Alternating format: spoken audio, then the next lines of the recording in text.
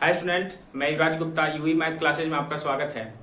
पिछले वीडियो में profit and loss के क्लास 3 हुआ था। अब इस वीडियो में हम जानेंगे पार्ट 4 है, ये प्रॉफिट एंड लॉस के पार्ट चौथा ये क्लास है। तो इसमें नेक्स्ट टाइप के क्वेश्चन के बारे में हम लोग डिस्कस करेंगे।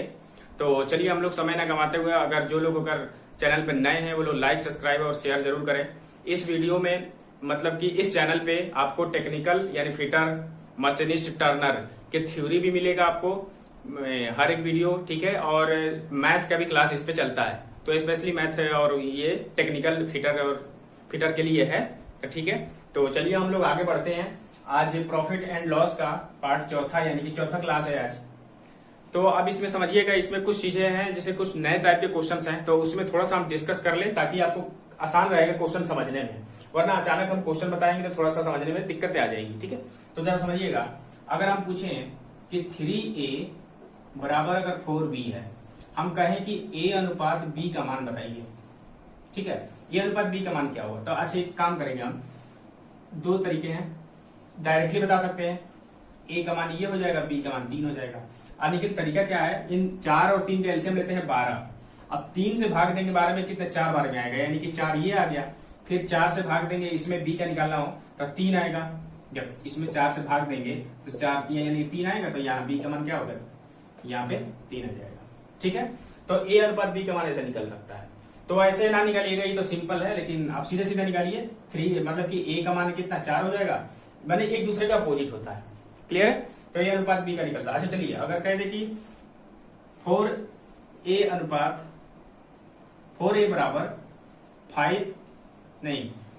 7b हो तो a अनुपात b का मान क्या होगा? तो सीधी सी बात है, हम बताया आपको हमने कि इस तरीके से नहीं करना है। अब तो आपको पता है कि a का जस्ट अपोजिट होता है, यानी कि 7 हो जाएगा, 7 अनुपात, तो इसका ये हो जाएगा 4, ठीक है, ये अनुपात हो जाएगा इसका। तो ये आपको समझ में आ गया होगा, ये अनुपात का ही है, लेकिन थोड़ा सा ये इंपॉर्टेंट है। जब नेक्स्ट जो अभी क्वेश्चन कराने जा रहे हैं उसमें बहुत काम आएगा, ये हेल्पफुल होगा, ठीक है। तो चलिए हम लोग क्वेश्चन कराते हैं, जरा ध्यान दीजिएगा। चलिए तो देखिएगा जरा, यहाँ पे क्वेश्चन है, बहुत अच्छा क्वेश्चन है, उसी टाइप जो हमने अभी बताया समझाया उसके बारे में है। तो क्वेश्चन है कि यदि 18 पेनों का क्रय मूल्य 20 पेनों के विक्रय मूल्य के बराबर है तो लाभ अथवा हानि प्रतिशत ज्ञात करें। अच्छा एक बात बताइएगा, ये जरा ध्यान दीजिएगा, ये और ये, यानी कि 18 क्रय मूल्य है, ठीक है, बराबर ये कितना है 20 विक्रय मूल्य, 20 विक्रय मूल्य। अब हमने बताया क्रय मूल्य और विक्रय मूल्य का हम यहां अनुपात निकाल सकते हैं, यानी कि क्रय मूल्य अनुपात विक्रय मूल्य, समझिएगा। तो कितना हो जाएगा, ये क्रय मूल्य का हो जाएगा 20 अनुपात, और विक्रय मूल्य का कितना हो जाएगा, हमारा विक्रय मूल्य का हो जाएगा 18। तो कितना हो गया हमारा, 18 हो गया। अच्छा आप बताइएगा कि इन दोनों में यहाँ पे लाभ हो रहा है या हानि हो रहा है? यहाँ पे इन दोनों में लाभ है या हानि है? तो ये बताइए, यहाँ पे अगर कोई चीज वस्तु 20 में खरीदी गई, 18 में बेची गई, तो सीधी सी बात है, यहाँ पे हमारा क्या हो रहा है, हानि हो रहा है। तो ये बताइए हानि हमारा कितना आ गया इसमें, 2 का। तो अब हमें निकालना क्या है, प्रतिशत में निकालना है, प्रतिशत हानि पूछा गया है। तो प्रतिशत हानि बराबर क्या होता है, यानी कि हानि प्रतिशत वाला निकालना है, तो पता है फॉर्मूला आपको एक बार याद दिला देते, याद होगा, हानि इंटू 100 अपॉन क्रय मूल्य, ठीक है, ये होता है। तो सीधी सी बात है, हमारा हानि कितना आया है, 2 है। तो ये बताइए 2 गुणे 100 अपॉन क्रय मूल्य कितना है हमारा, 20 है, 20 लिख देंगे, यानी कि ये कितना बार है, 5 बार में, यानी कि 10% हमारा क्या आ गया, लॉस आ गया। क्लियर है, आपको समझ में आ गया होगा। चलिए अब जरा एक बात समझिएगा, इतना तो समझ में आ गया होगा, मतलब ये इस तरीके से बता दिया आपको, बिल्कुल दिमाग में घुस गया होगा। अब जरा समझिएगा, शॉर्टकट करना होता, सीधी सी बात हमें लिखेंगे, सीधा सीधा लिखेंगे, यानी कि सीपी अनुपात एसपी। तो पता है कि ये सीपी के साथ जुड़ा है, तो वो हमारा क्या हो जाएगा, एसपी होगा। क्लियर है। तो यानी कि यहाँ पे एसपी कितना हो जाएगा, 18, जो एसपी के साथ जुड़ा है वो हमारा क्या हो जाएगा, सीपी, यानी कि 20। तो इसका अनुपात कितना हो जाएगा, यानी कि कितने का, 2 का अंतर, यानी कि 2 हमारा हानि हुआ, ये हानि आया है, ठीक है। 2 का किस पे, 100, सीपी कितना हमारा 20 है, ये 5 बार में, 10%। आंसर आ गया, क्लियर है। चलिए समझ में आया। चलिए नेक्स्ट क्वेश्चन करते हैं। देखिएगा नेक्स्ट क्वेश्चन है उसी टाइप का है। अगर आपको कोई कंफ्यूजन होगा, देखिए हम जो है क्वेश्चन कोई भी अगर एक ही टाइप के क्वेश्चन 2 कराते हैं 3 कराते हैं तो उससे ये रहेगा कि आपको जब कभी क्वेश्चन करिएगा तो उसमें डाउट नहीं रहा। अभी क्वेश्चन करा दे, पता चले किसी क्वेश्चन में आपको डाउट में आ जाए कि कैसे होगा, तो इसलिए हमने 2-3 करा देते हैं। तो जरा ध्यान दीजिए, जल्दी समझिएगा। यदि 25 कॉपियों का क्रय मूल्य 20 कॉपियों के विक्रय मूल्य के बराबर है, तो सीधी सी बात है हमारा क्रय मूल्य दिया है, क्रय मूल्य अनुपात विक्रय मूल्य। अच्छा ऐसे समझिए, क्रय मूल्य कितने का है, ये क्रय मूल्य है 25, ठीक, बराबर है किसके, कितने के, 20 विक्रय मूल्य के बराबर, ठीक है। अब बताइएगा, अब क्रय मूल्य अनुपात विक्रय मूल्य निकालना है हमें। तो पता है कि क्रय मूल्य कितना हो जाएगा 20 और विक्रय मूल्य 25, यानी क्रय मूल्य 20 हो गया, अब विक्रय मूल्य कितना हो गया 25। तो ये बताइए हमारे पास क्रय मूल्य और विक्रय मूल्य का अनुपात आ गया, यानी कि 20। अब इन दोनों के बीच का अंतर कितना है हमारे पास 5 का। तो ये बताइए हानि हुआ कि लाभ हुआ यहाँ पे। अगर कोई चीज 20 में खरीदा हमने 25 में बेच दिया था, सीधी सी बात है यहाँ पे लाभ होगा। तो यानी कि लाभ हमें क्या निकालना है, प्रतिशत निकालना है। तो कितने का लाभ, 5 का, गुणे 100 ऊपर और नीचे क्या होता है सीपी कितना है हमारा 20, लिख देंगे 20, ये होगा 5, तो क्या हो जाएगा 25, यानी कि 25% हमारा क्या आ जाएगा, लाभ आ जाएगा, ठीक है। 25% लाभ, इसमें से देखिए कौन सा है 25% लाभ, ये ऑप्शन नंबर बी होगा। चलिए नेक्स्ट क्वेश्चन देखते हैं। देखिएगा बिल्कुल सेम टू वैसे क्वेश्चन है, थोड़ा समझ लीजिए एक बार। तो देखिए कह रहा है कि यदि 12 पेनों का क्रय मूल्य 16 पेनों के विक्रय मूल्य के बराबर है तो लाभ अथवा हानि ज्ञात करें। सीधा सीधा हम निकाल लेंगे, पता है ये हमारा क्या होगा, सीपी होगा। अब डायरेक्ट करना सीखिए, क्योंकि स्पीड बढ़ाइएगा तभी जाकर। देखिए यहाँ पे हम प्रैक्टिस भी करा सकते हैं कि 2 क्वेश्चन 3 क्वेश्चन एक ही क्वेश्चन टाइप करा रहे हैं ताकि आपको कंफ्यूजन खत्म हो जाएगा। तो जरा ध्यान चटाक से उड़ा दीजिए इसको भी।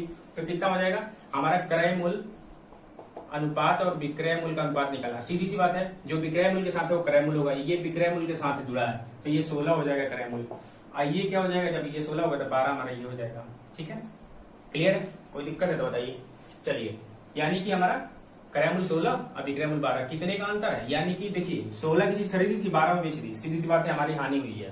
तो हानि हुई तो कितने की हानि हुई है, अब देखिएगा 4 का हानि हुआ किस पे, 100 लिखेंगे ऊपर और नीचे सीपी कितना है 16, यानी कि 4 एकम 4, 4 चौक 16, 4 से ये 25%, यानी कि हानि आ जाएगा हमारा परसेंटेज में 25%, ठीक है। अब आगे देखिए, ये देखिए 25% हमारा हानि डी नंबर में है। क्लियर है। चलिए अब नेक्स्ट टाइप के क्वेश्चन करते हैं। नेक्स्ट टाइप के जो क्वेश्चन करने वाले हैं थोड़ा उसके बारे में थोड़ा समझ लीजिए ताकि क्वेश्चन करने में आसान होगा आपको। जरा बात बताइएगा, जैसे हमारे पास ये क्रय मूल्य है और ये विक्रय मूल्य है। अगर कोई वस्तु हमने 200 रुपए में बेची है, समझिएगा जरा, कोई वस्तु है उसे हमने 200 में बेची है, तो ये बताइए, और 20 रुपए का लाभ हो रहा है। कितने का लाभ हो रहा है, 20 का। तो ये बताइए हमारा क्रय मूल्य कितना होगा, कितना हुआ क्रय मूल्य। तो जब हमारे पास पता है कि लाभ हुआ है, यानी 20 का हमारे पास लाभ हुआ है, वो इतने के बेचा है, तो इससे कम में ही खरीदा हुआ तभी तो लाभ हुआ है। तो कितने का, 20 कम करिए इससे 180, यानी सीपी कितना हो जाएगा 180। चलिए जरा नेक्स्ट बताइए, जैसे क्रय मूल्य है और विक्रय मूल्य है। अगर क्रय मूल्य हमारे पास 100 रुपए है, हमारे पास 20 रुपए की हानि हुई है, 15 रुपए की हानि हुई है, तो ये बताइए हमारा विक्रय मूल्य कितना होगा। जब 15 रुपए की हानि हुई है तो पता है कि कोई वस्तु अगर हमने जितने में खरीदा उससे कम में ही बेचा होगा तभी वो जाकर हानि होगी, यानी कि इससे 15 कम, यानी कि 85 में बेचा होगा हमने। बात समझ में आई, तभी तो 15 की हानि हुई है। क्लियर है, ये बात समझ में आ गया होगा आपको। इसी टाइप के क्वेश्चन आने वाला है, तो जरा ध्यान दीजिएगा। क्वेश्चन करते हैं नेक्स्ट, ठीक है। चलिए समझिएगा जरा। क्वेश्चन में कहा जा रहा है कि 200 किताबें बेचने पर एक दुकानदार को 10 किताबों के क्रय मूल्य के बराबर, किसके बराबर, क्रय मूल्य के बराबर लाभ होता है, तो लाभ प्रतिशत क्या होगा, यानी लाभ प्रतिशत ज्ञात करें। जरा समझिएगा, देखो इसको करने के लिए तरीके लंबी प्रोसेस है, लेकिन लंबी प्रोसेस हमें एग्जाम्स में नहीं करने, क्योंकि एग्जाम्स में हमारे पास टाइम नहीं होता है, ठीक है। तो कुछ देखिए क्वेश्चन में लॉजिक को सीखा, ट्रिक को नहीं। अगर ट्रिक को सीखेंगे तो क्या होगा कि वो एग्जाम में काम नहीं आएगा, वो तो भूल जाएंगे। लेकिन अगर लॉजिक से याद होगा, देखिए लॉजिक क्या होता है, ट्रिक क्या होता है, दोनों में अंतर होता है। ट्रिक में क्या होता है, आपको डायरेक्टली याद करना पड़ता है। लॉजिक क्या होता है, वो क्वेश्चन से ही बनता है। ट्रिक क्वेश्चन से नहीं बन पाता है, लेकिन लॉजिक जो है आपको क्वेश्चन से मिल जाएगा। तो लॉजिक क्या समझिएगा क्या है। अच्छे देखिए, ये चीज हमेशा इसको इस टाइप के क्वेश्चन हमेशा याद रखिएगा कि लास्ट में जो लाभ हो रहा है वो किस पे हो रहा है। ये इंपॉर्टेंट यही है, यही से पकड़ में आ जाएगा क्वेश्चन। लाभ हमें क्रय मूल्य से हो रहा है, तो यानी हमारा जो जिससे लाभ होगा 10 किताबों के बराबर है ना। तो ये बताइएगा, यहाँ पे हमने लिखा क्रय मूल्य और यहाँ पे लिखा विक्रय मूल्य। बात समझिएगा, हमने बताया कि ये इंपॉर्टेंट है क्योंकि जिसपे लाभ होता है वही इंपॉर्टेंट है। बात समझ में नहीं, मैंने बताया, हमने क्या बताया था पहले कि लाभ हानि हमेशा सीपी पे होता है, ठीक, वो बात अलग है। अब जरा यहाँ पे समझिएगा, अगर जिस पे लाभ हुआ है यानी कि किस पे, क्रय मूल्य पे लाभ हुआ है, तो कितने किताब बेचने पे कह रहा है 200, लेकिन इसमें सीपी हमारा क्या हो जाएगा 200 हो जाएगा। अब पूछिएगा क्यों हो जाएगा, तो हमने अभी बताया कि 10 किताबें बेचने पर यानी कि जिस पे लाभ हुआ है वही हमारा किताब बेचने पे नहीं होगा, ये हमारा आएगा क्रय मूल्य। क्लियर है, ये लॉजिक है। आप इसे लंबा तरीके से करना चाहते हैं तो वो कर सकते हैं, तो उसमें ज्यादा समय लगेगा, ठीक है। तो इसी को हम समझा रहे हैं। तो ये लॉजिक याद जरूर रखिएगा कि जहां क्रय मूल्य लिखा होगा, जितने किताबों के बेचने का लाभ जितने का होगा ना, वही हमारा ये होगा। यानी कि यहाँ पे अगर क्रय मूल्य लिखा है तो ये हमारा क्रय मूल्य है, यानी 200। अब बताइए कितने किताबों के मूल्य, यानी कि 10 किताबें हमारे, यानी कि लाभ कितने का हो रहा है, हमारा प्रॉफिट कितने का हो रहा है 10 का। तो ये बताइए, कोई वस्तु हमने 200 में खरीदी थी और उसे कितने में बेची कि 10% का लाभ हो, 10 का लाभ हो, तो सीधी सी बात है 210 का बेचेंगे। इतनी बात समझ में आई कि नहीं है, ये बताइए, ठीक है। अब बताइए कि बेचा था 200 में, खरीदा था 200 में और हमने बेच दिया 210 में, तो लाभ कितने का हुआ 10 का। 10 का लाभ हुआ इंटू 100, और कितने पे हुआ, सीपी पे होता है हमेशा, यानी कि 200। तो कितना हो जाएगा, ये 2 जीरो से 2 जीरो कैंसिल, ये कितना हो जाएगा 2 5 6 10, यानी कि 5% हमें क्या हो जाएगा लाभ मिलेगा। लाभ हमारा कितना हो जाएगा, लाभ प्रतिशत 5%, ठीक है। कितना कहा है इसमें, ये है। क्लियर, चलिए कोई डाउट हो तो आप कमेंट सेक्शन में पूछ सकते हैं हमसे, ठीक है। चलिए नेक्स्ट क्वेश्चन करते हैं, देखिएगा।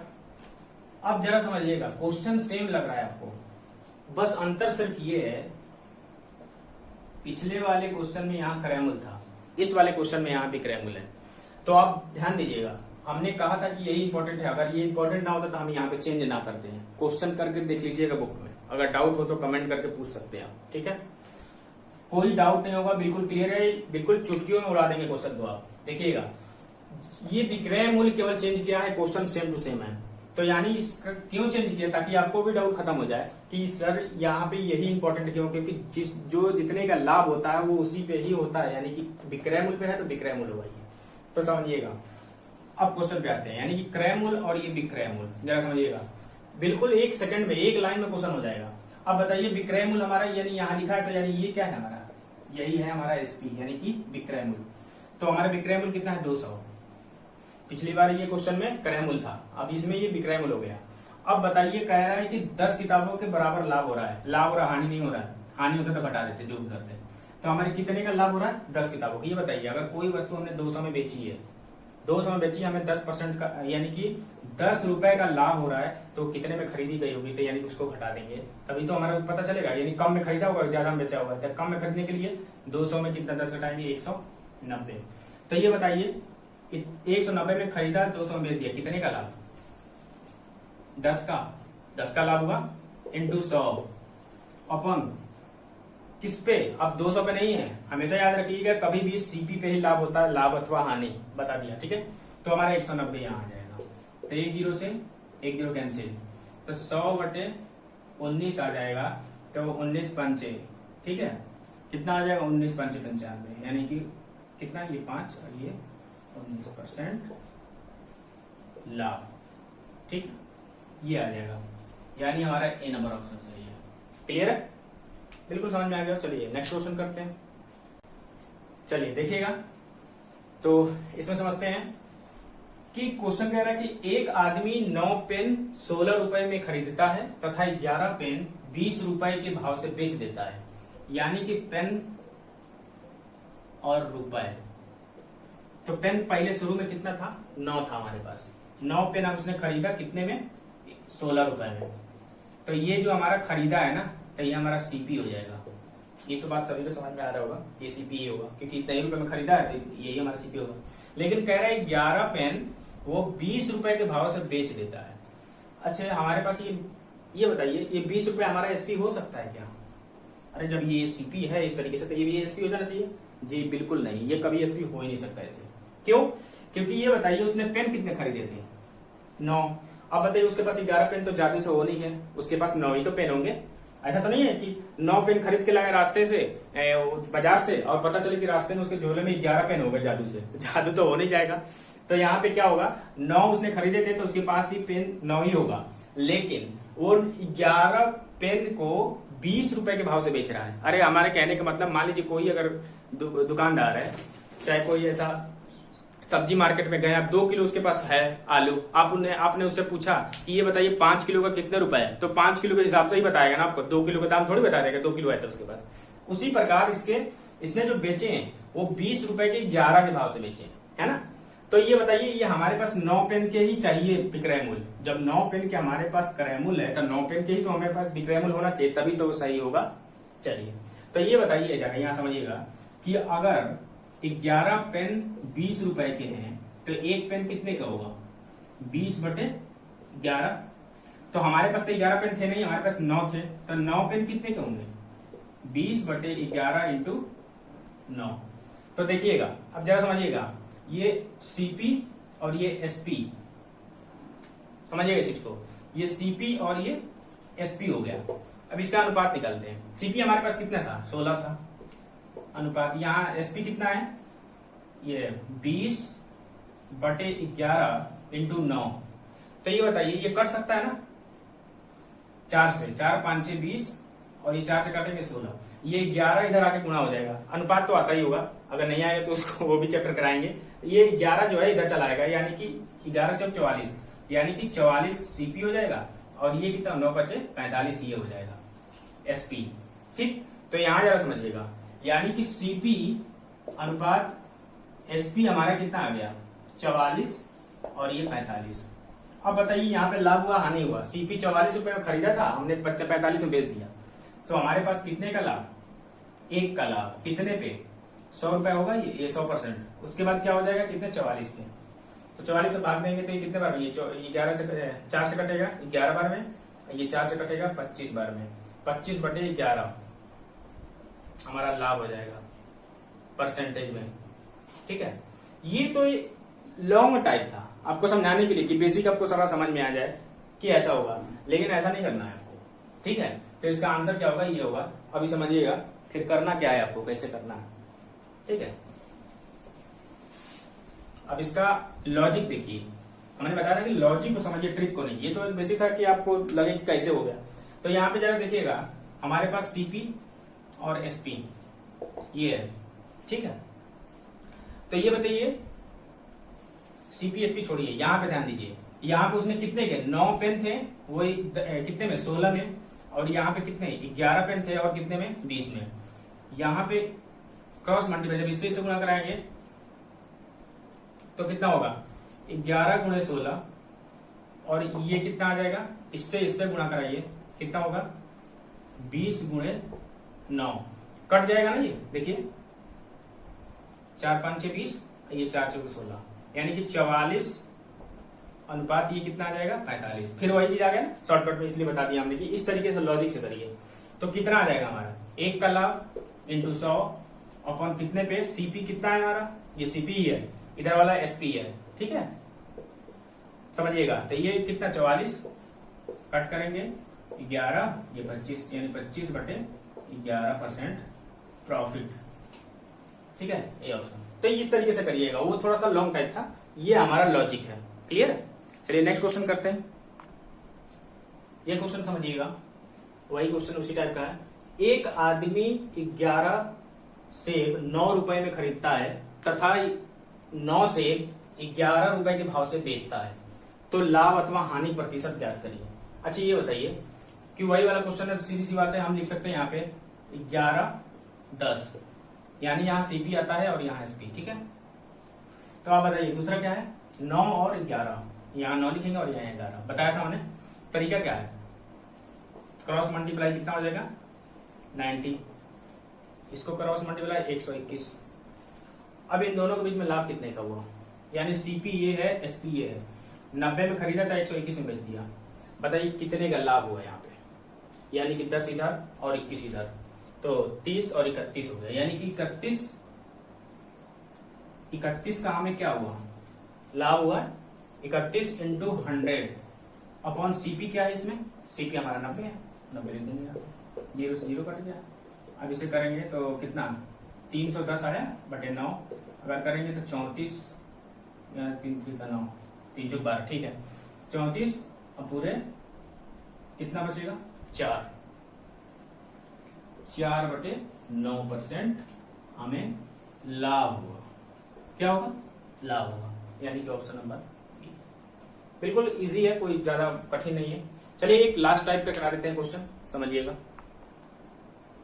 चलिए देखते हैं, नेक्स्ट टाइप क्वेश्चन है। इस टाइप के क्वेश्चन पूछेगा तो जरा समझिएगा। इसमें कह रहा है कि एक वस्तु का विक्रय मूल्य इसके क्रय मूल्य का 4/3 गुना है। देखिए इसमें 100 मान के भी बना सकते हैं, लेकिन 100 मान के जाएंगे तो लेंदी पड़ सकता है, तो सीधे सी बात है इसका अनुपात निकाला। अनुपात वाला सिस्टम आपको बहुत इजी लगेगा, आपको बताया था ये क्वेश्चन उसमें, तो एक टाइप बताया था। तो इसमें अनुपात निकाला। अच्छा ही बताइए, विक्रय मूल्य पहले आया है तो विक्रय मूल्य कहाँ जाएगा, ऊपर जाएगा। अब क्रय मूल्य बाद में आया है तो क्रय मूल्य नीचे आएगा। यानी कि देखिएगा, यानी कि क्रय मूल्य अनुपात विक्रय मूल्य निकालना है। अरे आपको तो पता है ना कि जो बटे में होता है, जो पहले लिखा होता है, हम कह दें कि राम और श्याम, देखिएगा जरा, यहीं से समझ में आएगा आपको। राम और श्याम जो है, राम जो है वो श्याम से कितना गुना है, मान लीजिए 4/3 गुना है, तो पता है कि राम जो पहले आया है तो ऊपर राम आएगा और श्याम बाद में आया तो श्याम नीचे आएगा। ये तो बात समझ में आ गई ना। बहुत बचपन में हम लोग क्वेश्चन पढ़ा करते थे कि वो उससे इतना अधिक है या फिर ये इतना अनुपात है। तो अनुपात भी कैसे, बटे में ही होता है, ये भी तो अनुपात होता है 4:3। तो पहले राम आया तो 4 हो गया, वो आया तो श्याम आया तो 3 हो गया, ठीक है। तो चलो चलिए समझिए क्वेश्चन को समझते हैं। तो क्वेश्चन में क्रय मूल्य क्या होगा हमारा, जो पहले विक्रय मूल्य आया है यानी 4 विक्रय मूल्य हो गया, क्रय मूल्य 3 हो गया, अनुपात यानी कितने का लाभ, 1 का लाभ इंटू 100 अपॉन कितने पे, 3 पे हो गया। तो कितने बार हो जाएगा, 33 पूरे 1/3% हमारे को लाभ हो जाएगा, यानी कि लाभ आ जाएगा, लाभ प्रतिशत, ठीक है, ये लाभ प्रतिशत हो गया।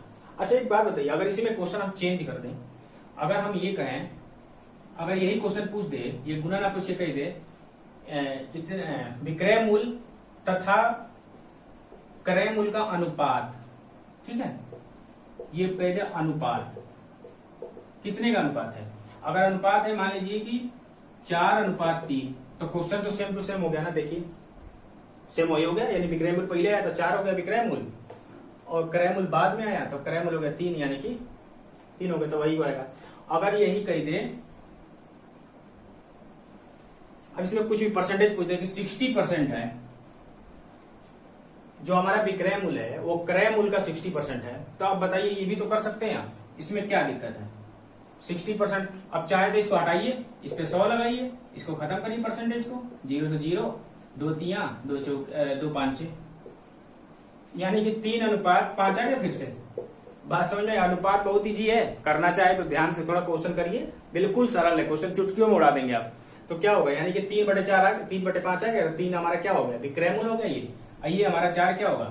तो यहाँ देखिए 3:5, यानी ये एसपी और ये सीपी, यही तो है, पहले एसपी आया तो पहले 3 आएगा, यानी कि यही एसपी होगा। तो कितने का हमारे यहाँ पे बताइए, आप खरीदा हमने 5 में, बेच दिया 3 में, तो हानि हो गई ना यहाँ पे।